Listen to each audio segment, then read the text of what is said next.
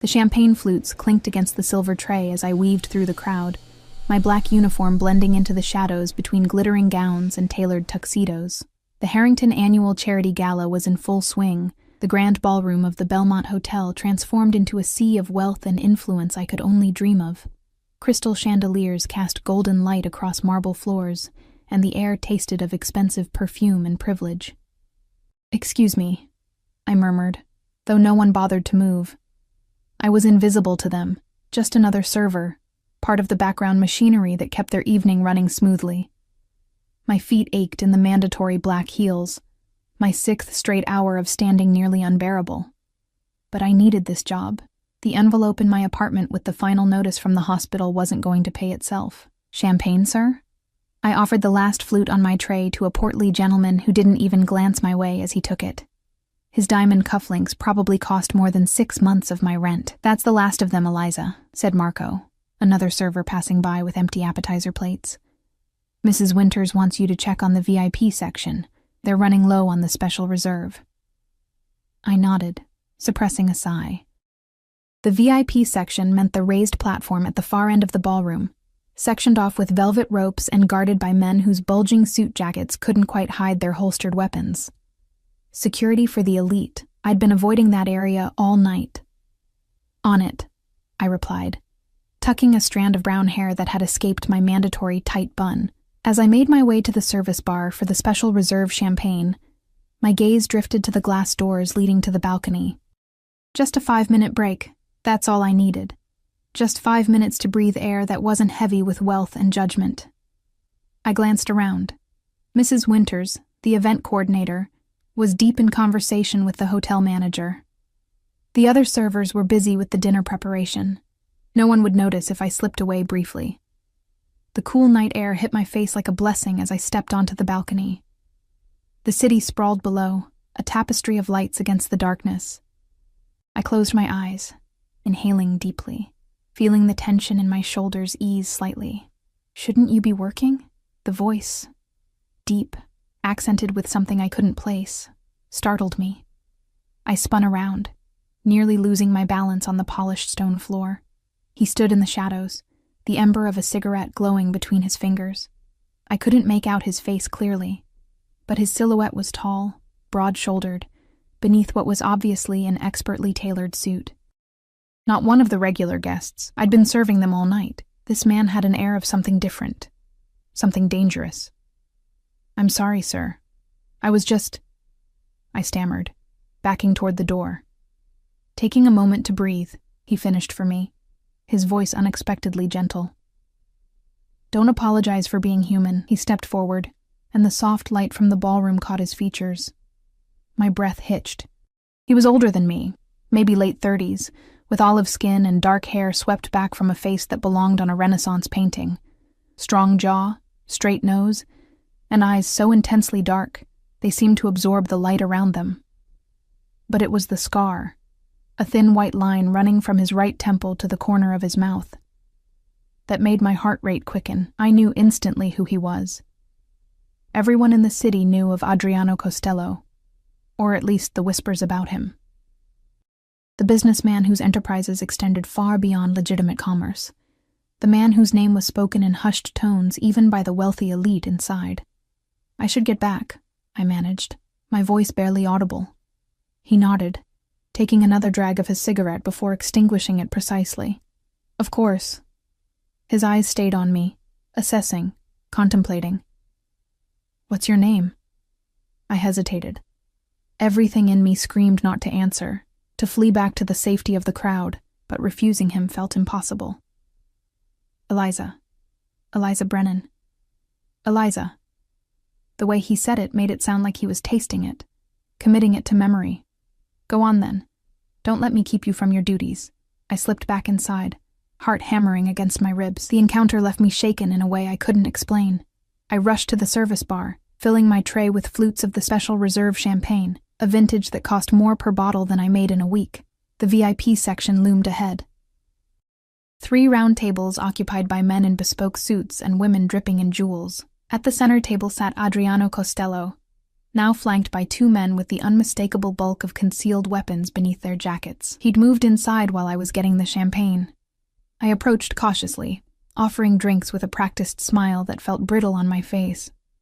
When I reached his table, I kept my eyes down, focusing on the gleaming surface and the hands that reached for the champagne. Heavy rings, manicured nails, the subtle scent of expensive cologne. Miss Brennan. My name in his mouth froze me in place. I looked up, meeting those dark eyes again. He remembered. Of course he remembered. "Sir?" I managed. "You missed a spot." He gestured to the corner of his own mouth, indicating I should check mine. Mortified, I quickly wiped at my face, feeling a smudge of lipstick come away. "Thank you," I murmured. The ghost of a smile touched his lips, there and gone in an instant. I turned to leave, desperate to escape his presence, when disaster struck. The heel of my shoe caught in the plush carpet. I stumbled, the remaining champagne flutes on my tray tilting precariously. I corrected, overcorrected, and watched in horror as one flute tipped over the edge, its golden contents spilling directly onto the lap of the woman beside Adriano Costello. "You stupid girl!" she shrieked, leaping up as the expensive champagne soaked into her crimson gown. "Do you have any idea what this dress costs?" The room seemed to freeze. Every eye turned toward the commotion.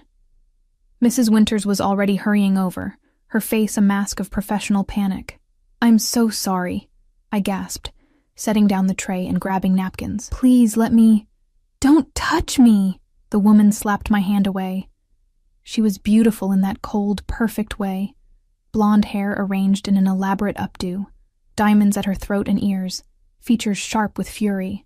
"You're fired. Do you hear me? I'll make sure you never work another event in this city." Mrs. Winters arrived, full of apologies and offers to cover cleaning costs. I stood frozen, watching my life crumble before me. Without this job, I couldn't pay rent. Couldn't make the hospital payments for my mother's care. Couldn't survive. "Enough, Vanessa." Adriano's voice cut through the commotion like a blade. He hadn't raised it, but the authority in his tone silenced everyone immediately. "Accidents happen." "Look what she did to my dress," Vanessa protested, though with noticeably less venom. Adriano's expression didn't change. "Mr. Reynolds will take you to have it cleaned. I believe the hotel has facilities." A subtle nod, and one of his men stepped forward, gesturing for Vanessa to follow. She looked like she wanted to argue but thought better of it. With a final glare in my direction, she stalked away. "Mrs. Winters," Adriano continued, his tone pleasant, but leaving no room for refusal. "I believe your staff is overworked tonight. Perhaps Miss Brennan could use a short break to compose herself." Mrs. Winters blinked rapidly. "Of course, Mr. Costello. Eliza, take 15 minutes in the staff room." I couldn't believe what I was hearing. Instead of being fired on the spot, I was being given a break. I mumbled thanks and backed away from the table, feeling Adriano's eyes follow me across the room. In the quiet of the staff break room, I splashed cold water on my face, careful not to ruin my makeup further. My hands wouldn't stop shaking. That woman, Vanessa, could still ensure I lost my job, and even if she didn't, the humiliation of what had happened would follow me through every future event. When my 15 minutes were up, I reluctantly returned to the ballroom, expecting to be assigned to dishwashing duty for the remainder of the night. Instead, Mrs. Winters intercepted me with a strange expression. "Eliza, you're wanted in the East Wing." "The East Wing?" I echoed. That was where the hotel's private suites were located, reserved for the most exclusive guests. "Why?" "Mr. Costello has requested your services for the remainder of the evening. Personally." Ice slid down my spine. "What services?" "Serving drinks to his private party," Mrs. Winters clarified, though her eyes held concern. "I told him we couldn't spare staff, but he was insistent. Said he'd pay triple your normal rate for the inconvenience." "Triple." The figure echoed in my head. That would cover next week's hospital bill with enough left over for groceries. "You don't have to go," Mrs. Winters added quietly. "I can find someone else." But we both knew that wasn't true. No one said no to Adriano Costello. Not Mrs. Winters, not the hotel, and certainly not a struggling server with mounting debts.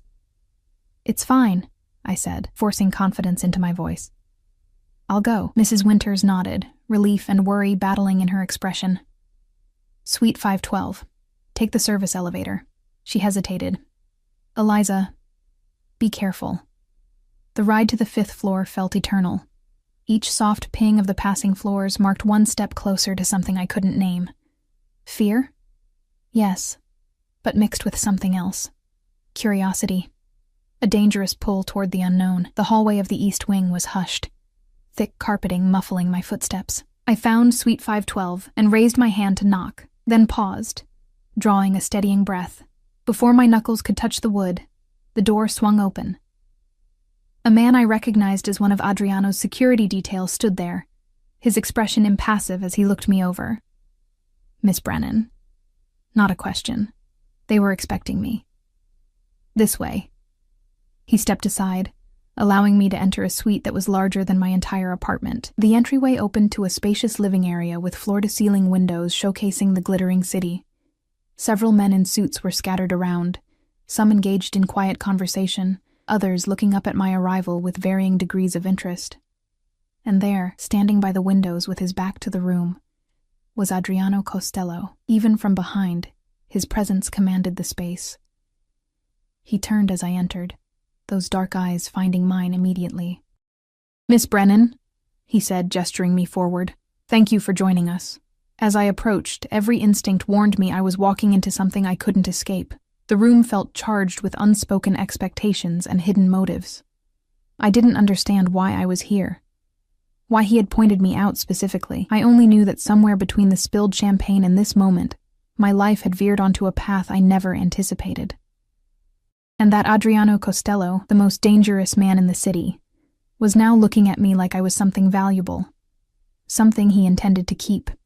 You seem nervous, Adriano observed, his voice low enough that only I could hear him. The suite hummed with subdued conversation and the clink of ice in crystal tumblers, but in that moment, it felt like we were alone. I'm not sure why I'm here, I admitted, hating how small my voice sounded. A smile played at the corner of his mouth, not quite reaching those dark eyes. To serve drinks, as Mrs. Winters told you. He gestured to a private bar setup in the corner of the room. My associates prefer whiskey to champagne. Can you manage that? Relief washed through me. Just drinks. Normal server duties. I nodded, perhaps too eagerly. Of course. Good.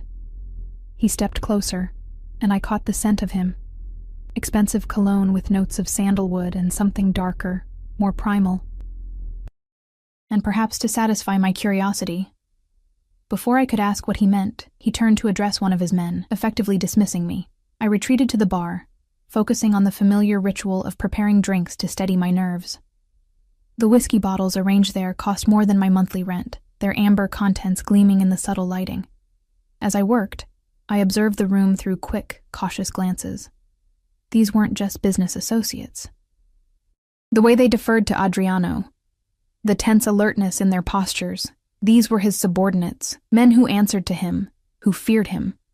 I counted 7 besides Adriano himself, plus 2 by the door who never strayed from their posts. I circulated with a tray of whiskey, offering fresh drinks and collecting empty glasses. The men largely ignored me, continuing conversations that hushed when I approached and resumed when I moved away. Business discussions, some in Italian that I couldn't understand. References to shipments, territories, arrangements with names I didn't recognize. One man, younger than the rest with sharp features and hungry eyes, tracked my movements too closely. When I served him, his fingers brushed mine deliberately. "Grazie, Bella," he murmured, his gaze traveling down my uniform in a way that made my skin crawl. I pulled away, only to bump into someone behind me. A solid chest, the subtle scent of sandalwood. Adriano. "Marco," he said quietly, one hand coming to rest lightly on my shoulder. "Miss Brennan is here to serve drinks, not to be harassed."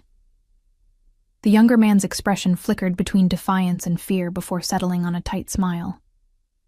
"Of course. My apologies." Adriano's hand lingered on my shoulder a moment longer than necessary before he moved away, returning to his conversation by the windows. The protective gesture confused me. Was it concern for me, or simply asserting control over something? Someone. He considered his property for the evening. The next hour passed in a blur of serving drinks and trying to make myself as unobtrusive as possible. I caught fragments of conversations. Property acquisitions in the warehouse district. Problems with someone named Donovan. Arrangements for a shipment coming in through the North Docks. Nothing that made sense to me. Nothing I wanted to understand. As the night wore on, the group thinned. Men departed with respectful nods to Adriano, until only he, Marco, and 2 security guards remained. The atmosphere shifted from business to something less defined. Marco sprawled on one of the leather sofas, tumbler in hand, while Adriano stood gazing out at the city lights. "Get us another drink, would you, Bella?" Marco called to me, his earlier reprimand apparently forgotten. I moved to the bar, aware of his eyes on me as I poured whiskey over fresh ice. When I brought it to him, he patted the sofa beside him. "Sit. Take a break. I should... sit," he repeated, his tone hardening. I perched stiffly on the edge of the sofa, as far from him as possible. The security guards kept their eyes forward, expressions blank. "So," Marco drawled, sipping his whiskey, "what's a pretty girl like you doing serving drinks? Shouldn't you be at university or something?" "I was," I said, staring at my hands folded in my lap. "Had to drop out. Let me guess. Money?" I nodded, not elaborating on the medical bills, the second mortgage on our small house, the endless cycle of working just to stay afloat while my mother's condition deteriorated. "I could help with that," Marco said, sliding closer. His breath carried the sharp bite of whiskey. "Pretty girl like you, there are better ways to make money than carrying trays all night." My stomach clenched. "I should check if Mr. Costello needs anything." Marco's hand clamped around my wrist, hard enough to hurt. "Don't be rude, Bella. I'm offering to help you." "The lady said no, Marco." Adriano's voice cut through the room like ice. He hadn't turned from the window, hadn't raised his voice, but the command in his tone was unmistakable. Marco released my wrist immediately, sitting back with a forced laugh. "We were just talking, Adriano. Getting to know each other." "Miss Brennan." Adriano finally turned, his expression unreadable. "Would you join me for a moment?" It wasn't a request. I stood, relief and fresh anxiety warring in my chest as I crossed to where he stood. Behind me, I heard Marco mutter something in Italian, too low for me to catch. "Ignore him," Adriano said when I reached him. "Marco has impulse control issues. It's why he'll never advance beyond his current position." He said it loudly enough for Marco to hear, a public rebuke that made the younger man's face flush with anger. Adriano gestured to the door on the far side of the suite. "Walk with me." I hesitated, glancing back at the room, at the exit that suddenly seemed very far away. "Just to the balcony," Adriano clarified, reading my fear. "Where the security cameras can see us, if that makes you feel safer." It didn't, not really, but refusing felt impossible. I followed him through the door into what appeared to be the master bedroom of the suite, a massive space dominated by a king-sized bed and more floor-to-ceiling windows. Adriano walked past the bed without a glance, heading straight for the glass doors that led to a private balcony. The cool night air was a relief after the stifling tension inside. The balcony overlooked the city from an even higher vantage than the main ballroom, the lights stretching to the horizon where they met the blackness of the ocean. "Beautiful, isn't it?" Adriano said, his accent thickening slightly as he gazed out at the view. "I've always loved this city, even when it tried to destroy me." I didn't know how to respond to that, so I remained silent, keeping a careful distance between us. Below, tiny figures moved along the streets, headlights traced the grid of roads, all of them unaware of being observed from above. I wondered how many businesses down there paid protection to the man standing beside me. "Why did you have to drop out of university, Eliza?" he asked, startling me with the personal question and the use of my first name. "My mother got sick," I answered, the familiar pain tightening my chest. "Cancer. The insurance. It wasn't enough." Adriano nodded, unsurprised. The American healthcare system, so civilized, so brutal. He turned to face me, studying my face with an intensity that made me want to shrink away. And your father? Gone. Left when I was 12. So it's just you caring for her. It wasn't a question, but I nodded anyway. She's in a specialized care facility now. The treatments are experimental, but they're working. She has a chance. I didn't add that the chance came with a price tag that kept me awake at night, working double shifts and still falling behind. Noble, Adriano said, and I couldn't tell if he was being sincere or mocking. Family is everything. Those who abandon it. He shook his head, disgust evident in his expression. Men like your father deserve nothing but contempt. The vehemence in his voice surprised me. For a moment, the mask slipped, revealing something raw and personal beneath the controlled exterior. Then it was gone, his features composing themselves back into neutral observation. What were you studying? He asked, changing the subject abruptly. Nursing, I said, a bitter smile twisting my lips at the irony. Dropping out of nursing school to pay for medical care. You want to help people. I shrugged. I want to make enough money to live. He laughed then, unexpected and genuine. Practical. I like that. His gaze returned to the city below. Do you know who I am, Eliza? My heart rate picked up. Everyone knows who you are, Mr. Costello. Adriano, he corrected. And what is it that everyone knows? I swallowed hard. That you're influential. That your business interests are diverse. Another laugh, shorter this time. A diplomatic answer. Most would say I'm a criminal, a monster who profits from suffering. He looked at me directly. Is that what you think? Every instinct screamed to lie, to flatter, to say whatever would keep me safe. But something in those dark eyes demanded honesty, as if he'd know immediately if I tried to deceive him. I think, I said carefully, that good and evil aren't as simple as people want them to be, that sometimes surviving means making difficult choices. His eyes widened slightly, the first genuine surprise I'd seen from him. For a long moment, he just looked at me, the silence stretching between us like a living thing. Why am I really here? I finally asked, unable to bear the tension any longer. It's not just to serve drinks. Adriano turned back to the view, his profile sharp against the night sky. No, he agreed, it's not. He paused, seeming to choose his words carefully. I recognize something in you, something familiar. What? I asked, genuinely confused. Hunger, he said simply. The kind that comes from having nothing handed to you, from fighting for every scrap. He glanced at me. I grew up with nothing, less than nothing, in a neighborhood where children disappeared and no one asked questions, where the only path out was to become the thing everyone feared. I didn't know what to say to this unexpected confession, this glimpse behind the curtain of his carefully constructed persona. I have a proposition for you, he continued when I remained silent. My stomach dropped. I'd heard enough about Adriano Costello to know that his propositions were rarely things decent people accepted. Whatever he was about to offer, it wouldn't be as simple as serving drinks at private parties. I'm not, I began, panic rising in my throat. Not what you're thinking, he interrupted, a hint of amusement in his voice. I need someone to help manage my household affairs. My previous assistant recently departed under unfortunate circumstances. The way he said unfortunate circumstances sent a chill down my spine. I didn't want to know what had happened to his previous assistant. I need someone organized, discreet, and unconnected to my other business interests. Someone who understands the value of loyalty. His eyes held mine.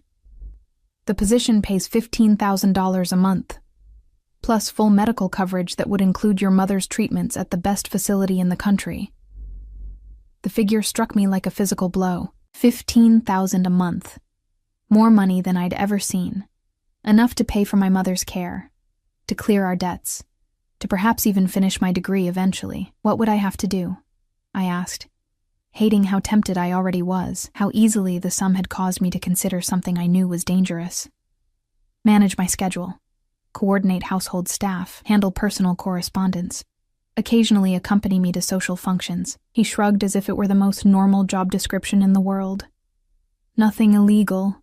Nothing that would compromise your principles. I didn't believe him. Couldn't believe him.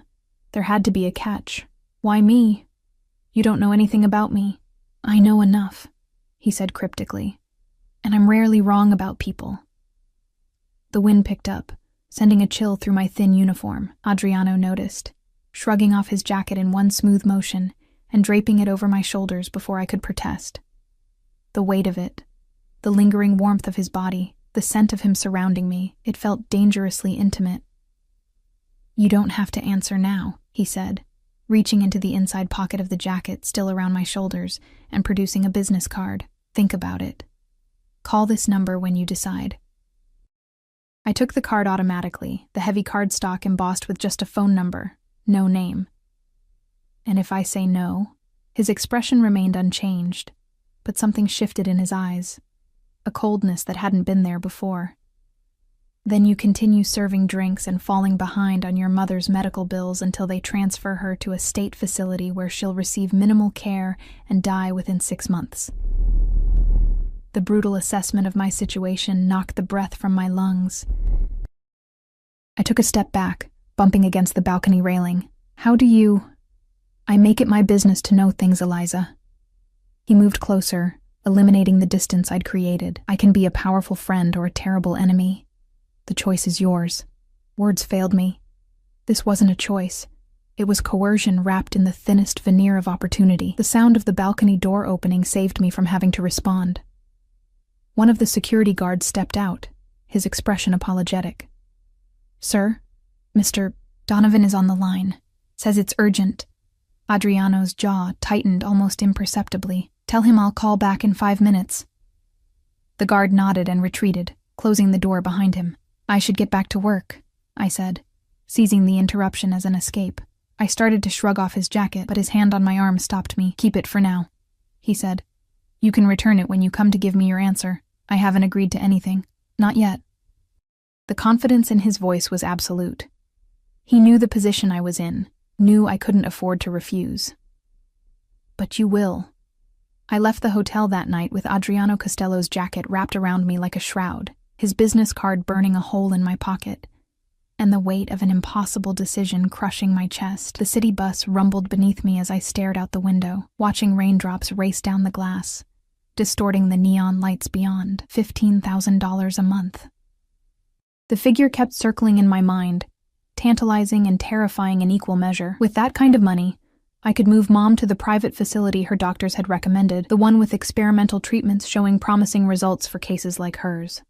I could pay off our mounting debts. Maybe even return to school eventually. All I had to do was tie my life to Adriano Costello, a man whose name made hardened businessmen pale, whose empire was built on blood and fear. The bus lurched to a stop 2 blocks from my apartment building. I clutched Adriano's jacket tighter around me as I stepped into the rain, the expensive fabric repelling water in a way my cheap raincoat never could. Even his clothing was a reminder of the power differential between us. What he could give so casually cost more than I made in a month. My apartment building loomed ahead. A dingy 5-story walk-up with security that consisted of a broken intercom system and doors that never quite locked properly. My home for the past 3 years, ever since selling our family house to pay for Mom's initial treatments. I trudged up 4 flights of stairs, each step an effort after being on my feet all night. The familiar scent of mildew greeted me as I unlocked my door. 1 bedroom, kitchen barely big enough to turn around in, bathroom with perpetually temperamental plumbing. But it was clean, and it was mine. For now, at least, until the next rent increase pushed it beyond my grasp. I hung Adriano's jacket carefully on the back of a kitchen chair, then collapsed onto my threadbare sofa, too exhausted to even change out of my uniform. The events of the night played on repeat behind my closed eyelids. The spilled champagne, Vanessa's rage, Adriano's dark eyes watching me from across the room, his proposition on the balcony. The sharp trill of my phone jolted me awake. I hadn't realized I'd fallen asleep, but the gray light of dawn now filtered through my thin curtains. I fumbled for my phone, expecting Mrs. Winters calling to fire me after the previous night's disaster. Hello? I answered, voice rough with sleep. Eliza Brennan? An unfamiliar male voice, clipped and professional. Yes? This is Dr. Abernathy from Sunset Care Center. I'm calling about your mother, Catherine Brennan. My heart stopped. What happened? Is she okay? She's stable, he assured me quickly. But we've had to adjust her medication protocol. The cancer has shown some progression in her lymph nodes. I closed my eyes, willing away the tears that threatened. What does that mean? It means we need to be more aggressive with treatment. I'd like to start her on a new immunotherapy regimen, but he hesitated. It's not covered by your current insurance plan. Of course it wasn't. Nothing that might actually help ever was. How much? I asked, the words scraping my throat. The initial treatment cycle would be approximately $27,000. With follow-up care, you're looking at around $40,000 for the first 3 months. The room tilted around me. $40,000. It might as well have been $40 million. Miss Brennan, are you still there? Yes, I whispered. I'll figure something out. Can we discuss this in person? I'd like to visit Mom today. Of course. I'll be on rounds this afternoon. Come by around 3. After hanging up, I sat motionless, staring at the jacket draped over my kitchen chair. Adriano Costello's business card was still in the pocket. One phone call, and my financial problems would disappear. One phone call, and I'd be tying my life to a man who terrified me. What choice did I really have? I showered, dressed in my one decent outfit, black slacks and a navy blouse I'd found at a thrift store, and headed to the care facility. The rain had stopped, but the sky remained a threatening steel gray, heavy with the promise of more to come. Sunset Care Center was nicer than the state hospitals, but far from the luxury facilities advertised in glossy brochures. The halls smelled of antiseptic and cafeteria food, and the nurses, though kind, were clearly overworked. I signed in at the front desk, pinning the visitor badge to my blouse before making the familiar journey to room 214. Mom was sitting up in bed when I arrived, her once vibrant red hair now thin and dull against the stark white pillow. The disease had whittled her down, stealing flesh from her bones and color from her cheeks, but her eyes, the same deep green as mine, lit up when she saw me. "There's my girl," she said, holding out arms that seemed too fragile to even lift. I hugged her gently, breathing in the familiar scent of her lavender lotion, pretending I didn't notice how much more pronounced her bones felt through the thin hospital gown. "How are you feeling today?" I asked, settling into the chair beside her bed. "Oh, you know me, stubborn as ever." She smiled, but I could see the pain she was hiding, the effort it took just to keep her expression bright for my sake. "How was the fancy party last night? Did you serve champagne to any celebrities?" I forced a laugh, pushing aside memories of Adriano's dark eyes. "No celebrities, just a bunch of rich people pretending to care about charity." We chatted about nothing important. The nurse she liked, the terrible hospital food, a book she was reading. I didn't tell her about Dr. Abernathy's call, about the $40,000 we didn't have, about the impossible choice I was facing. Her burden was heavy enough without adding my problems. Dr. Abernathy found us there an hour later, Mom laughing at some story I'd made up about a guest's ridiculous hat at the gala. He was younger than I expected, with kind eyes behind wire-rimmed glasses and a gentle manner that immediately put Mom at ease. "Mrs. Brennan, how are you feeling today?" he asked, checking the monitors beside her bed. "Ready to run a marathon," Mom quipped, making him smile. "Let's aim for a walk down the hall first, shall we?" He made notes on her chart, then glanced at me. "Miss Brennan, could we speak privately for a moment?" I squeezed Mom's hand and followed Dr. Abernathy into the hallway, steeling myself for whatever he was about to say. "Your mother's cancer is aggressive," he said without preamble once we were out of earshot. "The standard treatments aren't working as well as we'd hoped." I wrapped my arms around myself, suddenly cold despite the hospital's stuffy air. "But the new treatment you mentioned, the immunotherapy, it could help. It's shown remarkable success in cases similar to your mother's, 70% response rate in patients with her genetic markers." He hesitated. "But without insurance coverage, I'll find the money," I said with more conviction than I felt. Dr. Abernathy's expression softened.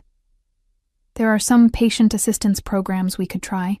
but they're oversubscribed and the waiting lists are long, and frankly, your mother doesn't have that kind of time. The world narrowed to a pinpoint, the hospital sounds fading around me.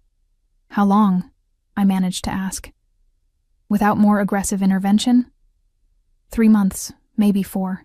He placed a gentle hand on my shoulder. I'm sorry, Miss Brennan.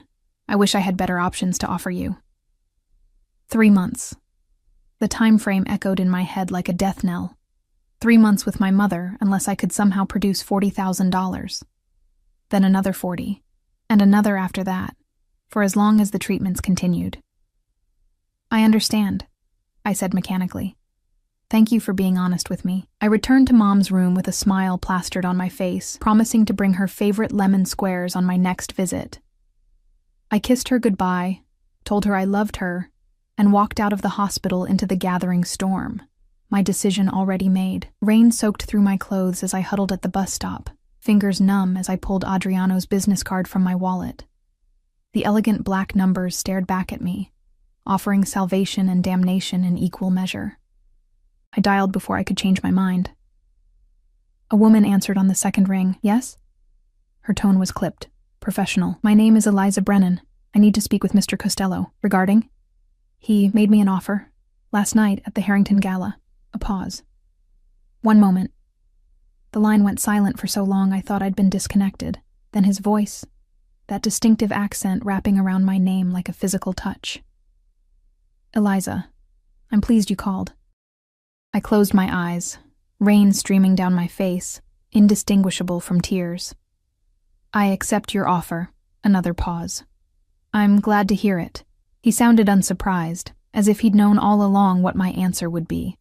Perhaps he had. I'll send a car for you tomorrow morning at 8. Pack whatever you need for an extended stay. Extended stay? I echoed, alarm cutting through my resignation. You didn't mention living arrangements. The position requires you to be on call at all times. There are private quarters for you at my residence. His tone left no room for negotiation. Is that a problem? Yes. I wanted to scream. Yes. It's a problem to uproot my entire life, to move into the home of a man I barely know, a man whose reputation terrifies me. No, I said instead, thinking of Mom, of 3 months that could be extended into years with the right treatment. No problem. Good. We'll discuss the details tomorrow. He paused. And Eliza? I think you've made a wise choice. The line went dead before I could respond. I spent the night in a daze, packing my meager possessions into 2 suitcases. Clothes, a few books, the framed photo of Mom and me from before she got sick. I called Mrs. Winters to resign from the catering company, ignoring her concerned questions about my sudden departure. I paid my overdue rent, and arranged for the rest of my things to go into storage. By morning, I had effectively erased my existence from the world I knew. The car that arrived at 8 was a sleek black Bentley with tinted windows, driven by a stone-faced man who introduced himself only as Frank. He loaded my suitcases into the trunk without comment and held the back door open for me. Where are we going? I asked as we pulled away from my apartment building for the last time. Mr. Costello's primary residence, Frank replied, eyes fixed on the road. In Westridge Heights. Westridge Heights, the exclusive enclave of mansions in the hills overlooking the city, homes to old money and new tech billionaires. A world away from my dingy apartment and the hospital corridors where my mother fought for her life. We drove for nearly an hour, leaving the crowded city streets behind, ascending winding roads flanked by ancient trees and imposing security gates. Finally, we turned onto a private drive, the car's tires crunching on pristine gravel as we approached what could only be described as a fortress disguised as a mansion. Gray stone walls rose 3 stories high, punctuated by arched windows and crowned with a slate roof. The grounds stretched in all directions, immaculately landscaped gardens giving way to dense woods that offered natural privacy beyond the man-made security. Cameras mounted discreetly at strategic points, guards patrolling the perimeter, a gate that required both keycard and biometric authentication to enter. Frank pulled up to the main entrance, a massive oak door flanked by stone columns. Before we'd even stopped completely, the door opened, and a woman emerged. Tall, slender, impeccably dressed in a charcoal suit, with silver-streaked black hair pulled into a severe bun. Her expression as she watched me exit the car could only be described as suspicious. "Miss Brennan," she said, her accent matching Adriano's but more pronounced. "I am Sofia Costello, Mr. Costello's aunt and the manager of this household." I extended my hand. "It's nice to meet you, Mrs. Costello." She ignored my outstretched hand, her dark eyes, so similar to Adriano's, assessing me coldly. "You will address me as Ms. Sophia. Follow me. Mr. Costello is waiting in his study." Chastened, I followed her into the mansion, trying not to gape at the soaring ceilings, marble floors, and artwork that looked valuable enough to fund a small nation. The interior was elegant but masculine. Dark woods, leather furniture, a color palette of deep blues and rich burgundies, old money taste with new money resources. Sophia led me through a maze of hallways to a set of double doors at the rear of the house. She knocked once, then entered without waiting for a response. "The girl is here," she announced, stepping aside to allow me entry. Adriano's study was exactly what I might have imagined. Walls lined with leather-bound books, a massive desk of polished mahogany, windows overlooking carefully tended gardens. Adriano himself stood with his back to us, gazing out at the view, a tumbler of amber liquid in his hand despite the early hour. "Thank you, Zia," he said without turning. "Please show Miss Brennan to her quarters after we've spoken." Sophia gave a curt nod and withdrew, closing the doors behind her with a sound that felt somehow final, as if sealing my fate. Adriano turned then, setting his glass on the desk before approaching me. He wore no jacket today, just a crisp white shirt with the sleeves rolled up to expose strong forearms and tailored black pants. The scar on his face seemed more pronounced in the natural light streaming through the windows, a stark reminder of the violence in his past. "Eliza," he said, my name sounding like something precious in his mouth. "Welcome to your new home." "Thank you for the opportunity, Mr. Costello," I replied formally, clutching my purse like a shield. "Adriano," he corrected gently. "If we're to work closely together, there's no need for such formality." He gestured to a seating area near the fireplace. "Please sit. We have much to discuss." I perched on the edge of a leather armchair, watching as he took the seat across from me. Up close, in the daylight, I could see the flecks of amber in his dark eyes, the slight gray at his temples, the way exhaustion lurked beneath his composed exterior. "Before we begin," he said, "I want to assure you that your mother's medical care has already been arranged. She'll be transferred to the Blackwell Medical Center tomorrow. Dr. Abernathy has agreed to continue overseeing her case there." I blinked, stunned. "Blackwell? But that's the best cancer center in the country. How did you—" "I made a call." He shrugged, as if pulling strings to get a terminal cancer patient into an exclusive facility was nothing unusual. "The new treatment protocol Dr. Abernathy recommended has been approved. All expenses will be covered under your employment contract." Relief crashed through me so intensely, I had to press my hands against my knees to stop them from shaking. Mom would get the best care available. She had a chance now, a real chance. "Thank you," I whispered, the words wholly inadequate for what he'd done. Adriano waved away my gratitude. "It's a business arrangement, Eliza. You provide a service, I provide compensation." His expression softened slightly. "Though I'm pleased it gives you peace of mind." The reminder of our arrangement sobered me quickly. "What exactly will my duties entail?" "As I mentioned, you'll manage my household affairs and personal schedule." He leaned back in his chair, fingers steepled. "Sophia has handled these matters for years, but she's returning to Italy next month. You'll work alongside her until then to learn the routines." "She doesn't seem to like me very much," I observed before I could stop myself. A smile tugged at the corner of Adriano's mouth. "Sophia doesn't like anyone very much, especially women in my household." The way he said it, "women in my household," sent a chill down my spine. What exactly did he expect from me? As if reading my mind, he added, "Your position is strictly professional, Eliza.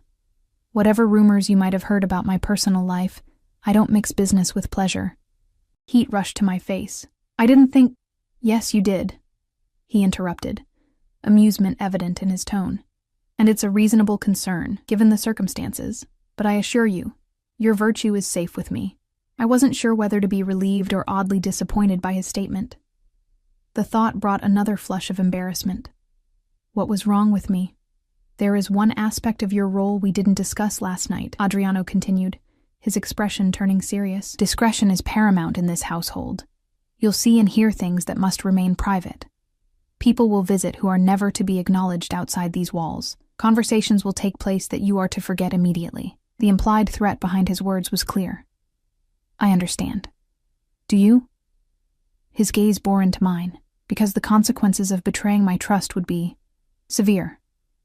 Not just for you, but for those you care about, my mother. He didn't need to say it explicitly. If I betrayed him, Mom's medical care would be the least of my worries. I understand, I repeated, meeting his eyes steadily, despite the fear curling in my stomach.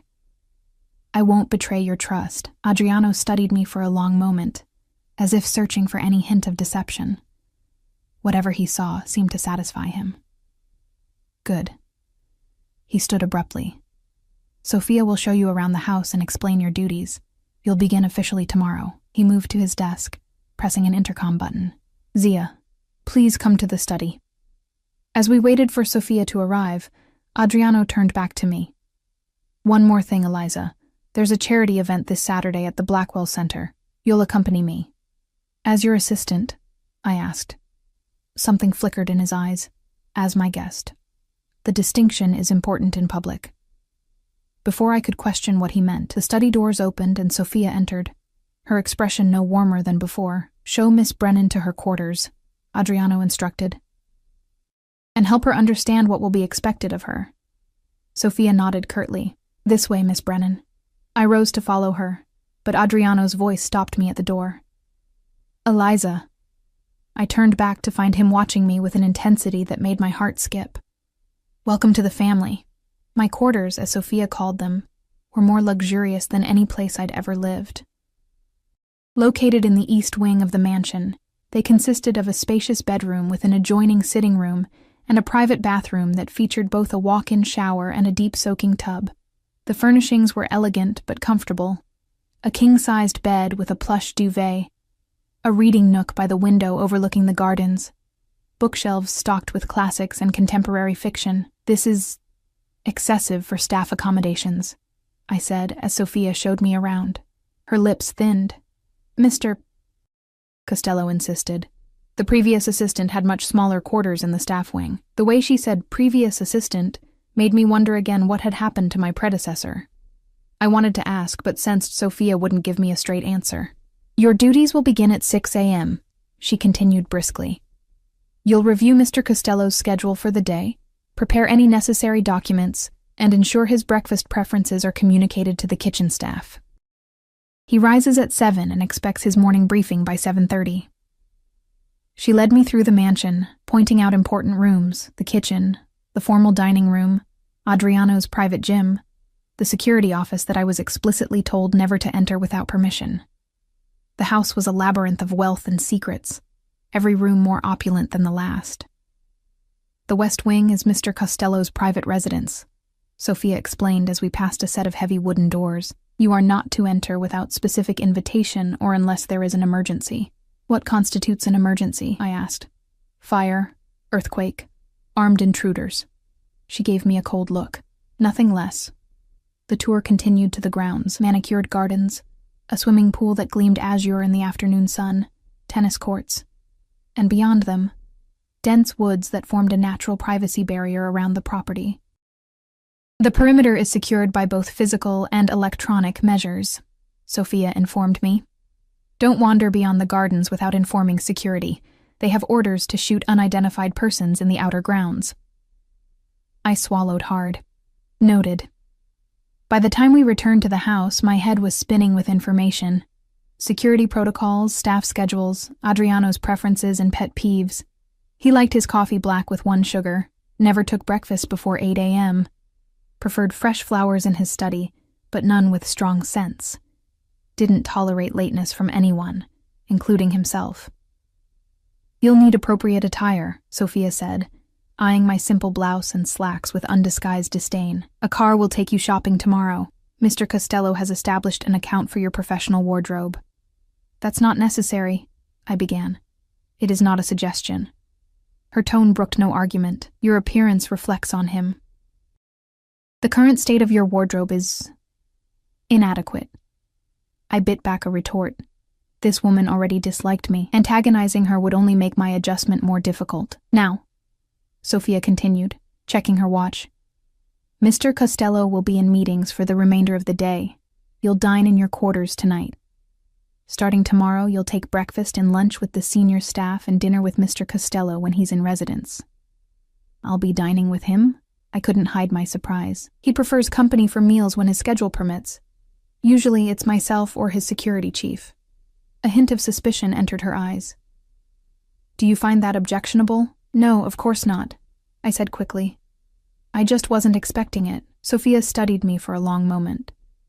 "What were you expecting, Miss Brennan, when a man like Adriano Costello plucks a girl like you from obscurity and installs her in his home?" The implication was clear, and indignation flared through me. "He said the position was strictly professional." "And you believed him?" It wasn't a question, but a statement dripping with skepticism. Should I not have? Sophia's expression softened fractionally, something almost like pity entering her eyes. "My nephew does not bring women into his household without purpose, Miss Brennan, whatever he told you about this position. Time will reveal the full truth." Before I could press her further, she checked her watch again. "I have matters to attend to. A meal will be brought to your room at 7. Tomorrow morning, be in the kitchen by 6. With that, she turned and left me standing alone in the hallway, her words echoing ominously in my mind. That night, I sat at the small table in my sitting room, picking at a meal more elaborate than anything I'd eaten in years: poached salmon, roasted vegetables, fresh bread still warm from the oven. My phone sat beside my plate, displaying a text from Dr. Abernathy confirming Mom's transfer to Blackwell Medical Center the next day. At least that part of Adriano's promise had been fulfilled immediately. As I ate, I tried to make sense of my new reality. 24 hours ago, I'd been serving drinks to the wealthy elite. Now I was living among them, ensconced in a mansion that felt more like a beautiful prison than a home. The salary Adriano had promised would change my life, would save my mother's life. But at what cost to my freedom, to my safety? Sophia's warning haunted me. My nephew does not bring women into his household without purpose. What purpose did I truly serve? Was I really just an assistant, or was I something else? A possession, a plaything, a pawn in some game I didn't understand? The next few days passed in a blur of new routines and information overload. True to Sophia's word, a car took me shopping, where an imperious personal stylist helped me select a wardrobe of designer business attire, tailored suits, silk blouses, dresses appropriate for both office work and formal events. The total cost would have paid my rent for a year, but the purchases were made with a black credit card that bore Adriano's name. No price tags discussed. I learned my duties quickly, managing Adriano's calendar, screening calls, preparing documents, coordinating with household staff. The work itself wasn't difficult, just detail-oriented and exacting. Adriano was demanding but not unreasonable, expecting perfection, but acknowledging good work with brief nods of approval that for some reason I couldn't explain, I found myself craving. I saw him daily, usually in his study or at dinner, where we engaged in surprisingly normal conversation about books, music, current events. He never mentioned his business in my presence, never took calls that might reveal the darker aspects of his empire. It was as if he maintained two separate identities: the ruthless Mafia boss the world whispered about, and the cultured, intelligent man who discussed Italian poetry with me over glasses of wine. The dichotomy was disorienting. Sometimes I could almost forget who he was, what he was capable of. And then something would happen to remind me. A hushed conversation ending abruptly when I entered a room, the constant presence of armed security, the way certain visitors were escorted directly to his study through side entrances, never recorded in the official visitor logs I maintained. A week into my new position, I visited Mom at Blackwell Medical Center. The contrast between this facility and Sunset Care was stark. Private rooms with panoramic views, top-of-the-line equipment, a staff-to-patient ratio that ensured constant attention. Mom looked better than she had in months, her eyes brighter. Some color returned to her cheeks. "This place is amazing, Lizzie," she said, gesturing to her room that resembled a luxury hotel suite more than a hospital. "But how on earth are we affording it?" I'd prepared for this question. "I got a new job. Executive assistant to a businessman. The benefits are incredible." "Must be some businessman," she said, eyebrows raised. "What's his name? What company?" "Adriano Costello," I answered, deciding truth was safer than a lie she might discover. "He owns various businesses, import and export, real estate, hospitality." Her eyes widened. "Costello? I've read about him in the papers. Isn't he—" She lowered her voice. "They say he has connections. It's just a job, Mom," I said, forcing a smile. "And it's allowing you to get the treatment you need. That's all that matters." She squeezed my hand, concern evident in her eyes. "Just be careful, sweetheart. Men like that, they don't give something for nothing." Her words echoed Sophia's warning, intensifying my unease. But watching her respond to a treatment that would have been financially impossible just weeks ago, I pushed my doubts aside. Whatever Adriano's true motives, the reality was that my mother now had a fighting chance. I would pay whatever price necessary for that. On Saturday evening, I stood in my new bedroom, staring at my reflection in the full-length mirror.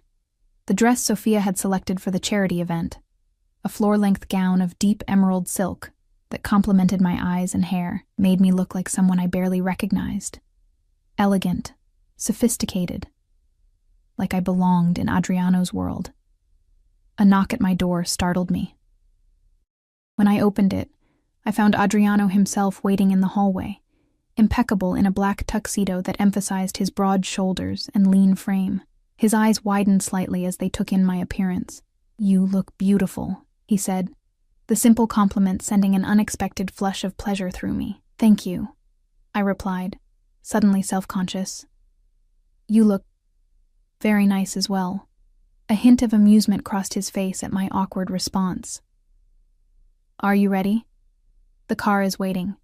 The charity gala at Blackwell Medical Center was even more lavish than the Harrington event where I'd first encountered Adriano. Held in the center's grand atrium, it featured an orchestra, gourmet catering, and a guest list comprised of the city's wealthiest and most influential citizens. The difference was that this time, I wasn't carrying a tray of champagne. I was on Adriano's arm, introduced as his associate to countless people whose names blurred together: doctors, donors, politicians, business leaders. Everyone knew him.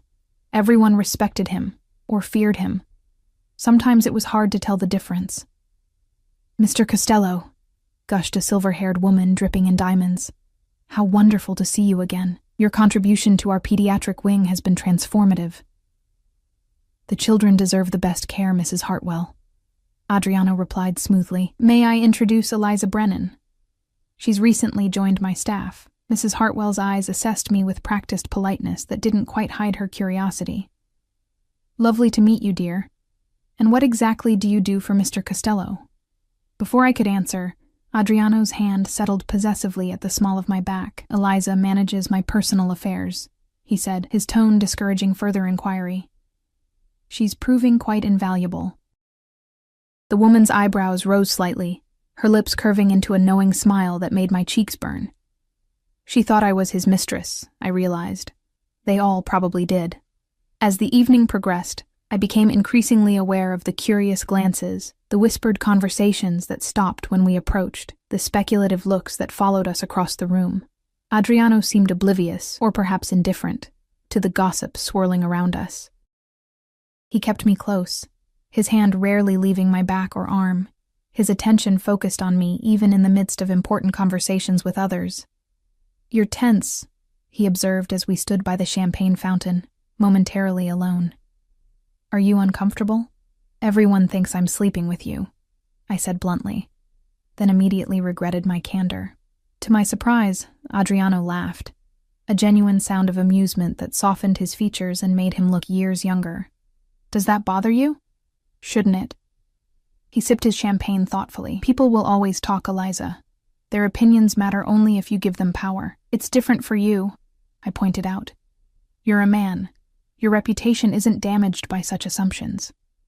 True, he acknowledged. The double standard persists, even in these supposedly enlightened times. He studied me over the rim of his glass. Would you prefer I correct their misconceptions? I considered this. Did I want Adriano announcing to everyone that our relationship was strictly professional?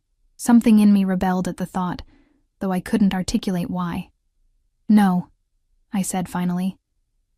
It doesn't matter what they think. His eyes warmed with approval. Now you're learning. Later, as we circulated among the guests, I spotted a familiar face that made my blood run cold. Vanessa, the woman whose dress I'd ruined at the Harrington Gala, stood across the room, her gaze locked on me with unmistakable hostility. What's wrong? Adriano asked, noticing my sudden tension. The woman in the red dress, I murmured. Vanessa, from the Harrington event. Understanding dawned in his eyes. Ah, Vanessa Moretti, Marco's sister. The connection startled me. Marco? The man from your suite that night? Adriano nodded. A distant cousin, technically. His family has ties to mine in Sicily. His expression hardened as he observed Vanessa moving toward us. Stay close to me. Vanessa approached with the confidence of a woman accustomed to her own beauty as a weapon. Her red dress clung to her curves, her blonde hair arranged in an elegant updo that emphasized her sculptured features. Adriano, she purred, air-kissing his cheek. What a pleasant surprise. Her gaze slid to me, ice-cold and assessing.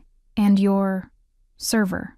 How quaint. Eliza is my personal assistant now, Adriano replied, his tone pleasant, but with an underlying steel that made Vanessa's smile falter slightly. How fortunate for her. Vanessa's voice dripped with insinuation. Moving up in the world so quickly. One has to wonder what special skills she possesses. My cheeks burned with humiliation. But before I could respond, Adriano's arm slipped around my waist, drawing me closer to his side. Careful, Vanessa, he said softly. Your jealousy is showing. Her perfectly composed expression cracked momentarily, raw anger flashing in her eyes. Jealous? Of her? Don't be ridiculous, Adriano. Then I suggest you show Miss Brennan the respect she deserves as a valued member of my household. The threat in his voice was subtle, but unmistakable. Unless you'd prefer your brother lost his position as well? Vanessa paled slightly. Of course. My apologies if I've offended. The words were stiff, forced through clenched teeth. I'm sure she's quite competent. She is, Adriano agreed. Now, if you'll excuse us, we have others to greet. He guided me away, his hand warm against my back. I apologize for Vanessa, he said once we were out of earshot.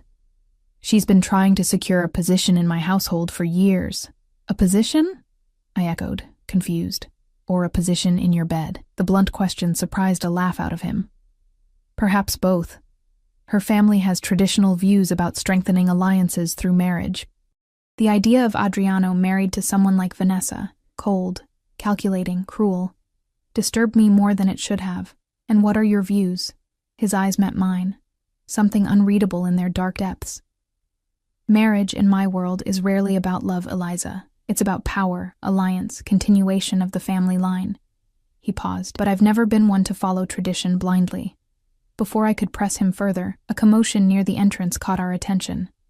Security personnel were converging on a man who appeared to be arguing with the event staff. Though they were trying to be discreet, the disturbance was drawing curious glances. Adriano's expression darkened. Wait here, he instructed, already moving toward the situation. I watched as he approached the security team, spoke briefly to them, then guided the agitated man to a quieter corner. Their conversation appeared intense, with the stranger gesticulating wildly, while Adriano maintained his customary calm. After a few minutes, Adriano signaled to one of his own security personnel, who escorted the man out through a side exit. When Adriano returned to me, his face was carefully neutral, but I could sense the tension beneath the surface. Is everything all right? I asked. A minor business matter, he replied dismissively. Nothing for you to concern yourself with. But later that night, as our car pulled away from the medical center, I noticed Adriano checking his phone repeatedly. his jaw clenched tight. "Something's wrong," I said. Not a question, but a statement.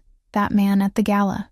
It wasn't a minor matter, was it?" Adriano glanced at me, seeming to weigh his response. "You're observant," he said finally.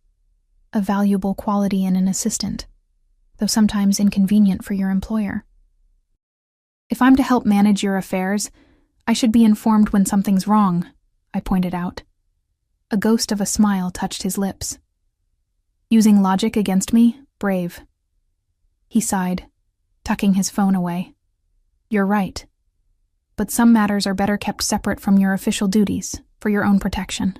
"Protection from what?" I pressed.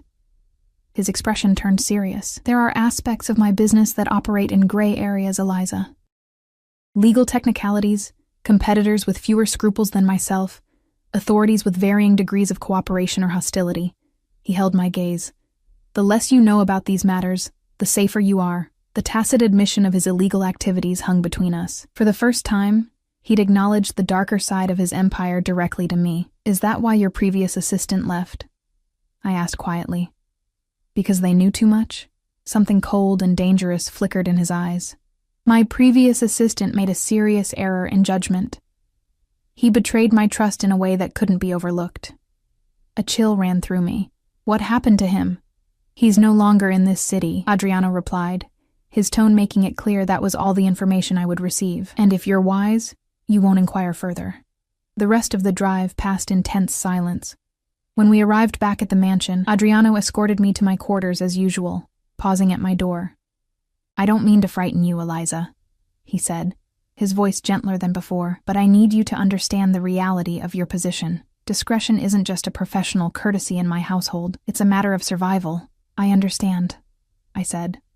And I did. More than I wanted to. He studied my face for a long moment. "Do you regret your decision to accept my offer?" I thought of Mom in her private room at Blackwell, receiving treatment that was already showing positive results. I thought of the financial security I now had, the freedom from the constant grinding anxiety of poverty. "No," I answered honestly. "I don't regret it." Something like relief crossed his features. "Good. Because despite what Sophia or others might imply, I didn't bring you into my home on a whim or for unsavory purposes." He hesitated, uncharacteristically uncertain. "I recognize something in you, Eliza. A strength beneath the vulnerability. A loyalty that can't be bought but, once earned, is unbreakable." His words stirred something warm in my chest, dangerous in its intensity. "How could you possibly know that about me from one brief encounter?" "Because I've spent my life reading people," he said simply. "My survival has depended on it." His hand rose, hesitating briefly before brushing a strand of hair from my face with unexpected gentleness. "And because I see myself in you. The person I might have been, under different circumstances." The touch sent electricity cascading through me. I stood frozen, caught between the urge to step away and the even more disturbing desire to lean into his hand. Adriano seemed to catch himself, dropping his hand and taking a deliberate step back. "Good night, Eliza," he said, his voice carefully controlled. "Thank you for your company this evening." "Good night," I whispered as he turned to leave. Alone in my room, I stood motionless, my fingertips touching the spot on my cheek where his hand had been. Something was shifting between us. Something neither of us had anticipated. The professional boundaries I'd clung to were blurring, complicated by an attraction I couldn't deny and shouldn't encourage. I thought of all the warnings, from Sophia, from Mom, from Adriano himself, the dangers of his world, the consequences of missteps. Yet despite everything, despite knowing exactly who and what he was, I found myself drawn to him like a moth to flame, irresistibly pulled toward a light that could either illuminate or destroy me. In the weeks that followed, I settled fully into my role in Adriano's household.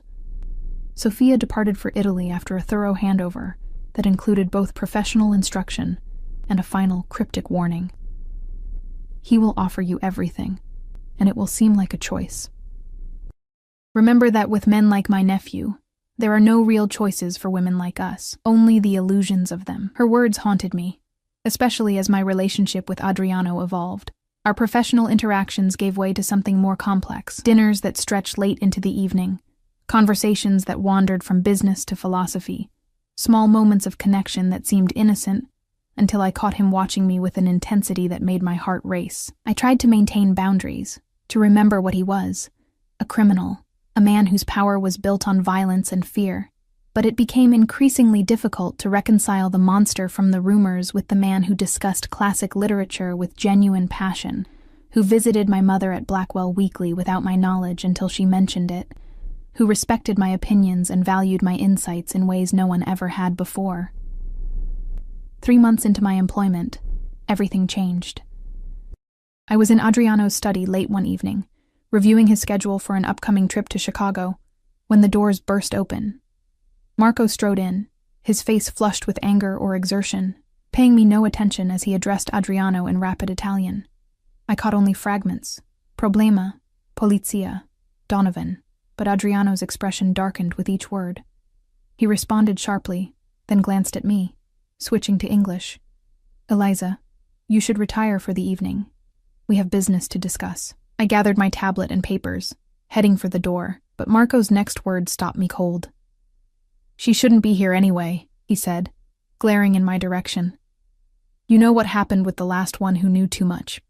Enough, Marco, Adriano snapped. Miss Brennan has my complete trust. Marco scoffed. Like Antonio did, before he started talking to the feds? The name hit me like a physical blow. Antonio, my predecessor, the assistant who had departed under unfortunate circumstances, who had apparently been an informant for the FBI. Adriano's eyes met mine across the room, seeing the realization dawn. Eliza. I should go, I said quickly, needing to escape, to process what I'd just learned. I fled to my quarters, heart pounding. Antonio had betrayed Adriano to the authorities and then, what? Disappeared? Been eliminated? The implications were terrifying. If Adriano discovered even a hint of disloyalty from me, would I meet the same fate? A soft knock on my door an hour later interrupted my panicked thoughts. I knew who it was before I opened it. Adriano stood in the hallway, his expression grave. May I come in? I stepped aside silently, allowing him to enter. He moved to the center of the room, hands clasped behind his back, unusually hesitant. You heard something tonight that disturbed you, he said finally. Antonio, I said, he was informing on you to the FBI. Adriano nodded once. Yes. And what happened to him? I forced myself to ask, needing to hear it directly. He's alive, Adriano said, surprising me. Living under a new identity in Arizona, last I heard.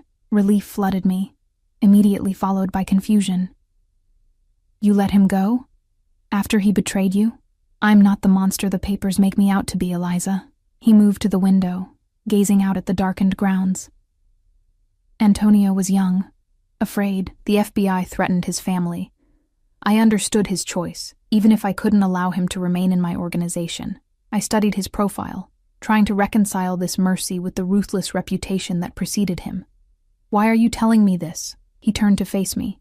Because I want you to understand who I really am, not who others claim I am. Yes, I operate outside the law at times. Yes, I've done things I'm not proud of. But I have lines I don't cross, principles I don't compromise. Like not killing informants? I asked, unable to keep the edge from my voice. Like not hurting those who act out of love for their family, he corrected. Antonio betrayed me to protect his parents. I respect family loyalty above all else. His eyes held mine. It's why I understood your choice to accept my offer, why I admire your dedication to your mother. The sincerity in his voice disarmed me.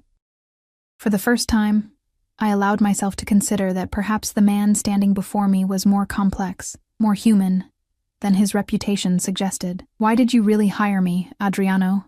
I asked quietly. The truth. He hesitated, seeming to wrestle with his answer. I told you before. I recognized something in you, a reflection. He moved closer, close enough that I could smell his cologne, feel the warmth radiating from him. But there's more. From the moment I saw you on that balcony, trying to steal a moment's peace in a world determined to grind you down, I felt something I haven't felt in years.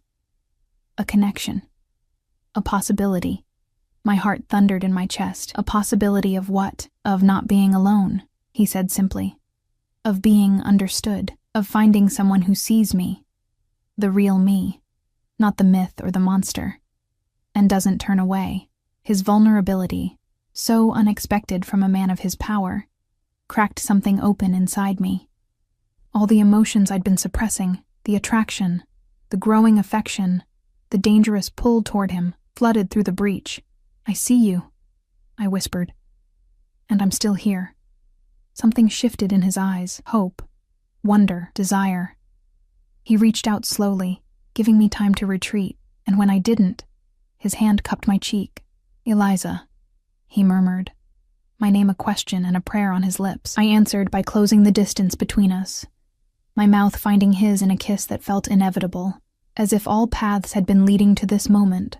From the first time our eyes met, his arms encircled me, strong and sure, as he deepened the kiss with a hunger that matched my own. When we finally broke apart, breathless, he rested his forehead against mine. "You understand what this means?" he asked. "To be with me?" I did. It meant accepting all of him, the businessman, the criminal, the protector, the threat. It meant entering his world fully, with all its dangers and complications. It meant becoming a part of a family bound by loyalty and blood. "I understand," I said, knowing that in this moment, I was making a choice that would irrevocably alter my life. "I choose you, Adriano. All of you." He searched my eyes, looking for doubt or fear. Finding none, he smiled. A real smile that transformed his face, erasing years of hardness and caution. "Then I am yours," he said, "and you are mine. La mia regina, my queen. Protected, cherished, never again alone." In his arms, surrounded by his strength and his promise of protection, I felt the last of my reservations fall away. The path that had begun with spilled champagne and a desperate bargain had led me here, to a man both dangerous and tender, to a life both precarious and privileged. I had entered Adriano's world as a server, invisible to the powerful elite. I would remain in it as his chosen companion, his confidant, his equal in all the ways that mattered.